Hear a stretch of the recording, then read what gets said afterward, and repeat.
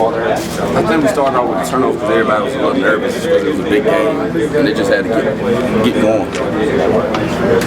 How much does this win mean for y'all's program? This is a very big win for us and our fans. So I think it's the biggest win we had, like my career here. What's your simple explanation of the way you guys turned it around from Thursday night to today? We were just more aggressive, man. Had a better offensive swagger than we did Thursday, and we made more plays. So there was no lack of confidence after the way you guys played on Thursday night? I don't think it was no lack of confidence. We just build on each other and just encourage each other more. The defense, the last 6:23, they didn't score a basket. They missed their last 13 shots. What were you guys doing defensively?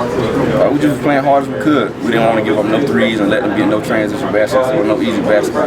Just limit everybody catches, slow the ball down.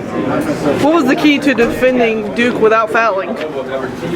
Just show your hands and move your feet. If they're faster than you, just give them a little step and just keep your arm out, keep them count. Just do the best you can with them. How big was this game confidence-wise, especially early in the ACC, to show you that you can beat the top teams in this conference? I mean, it's a big win. Everybody expected us to be the bottom of the ACC, but now we're showing everybody that we're a better team and we worked hard over summer. How about the way you guys hit the boards? You had a big advantage in rebounding, had 3 double-doubles on the team today, just the aggressiveness on the boards.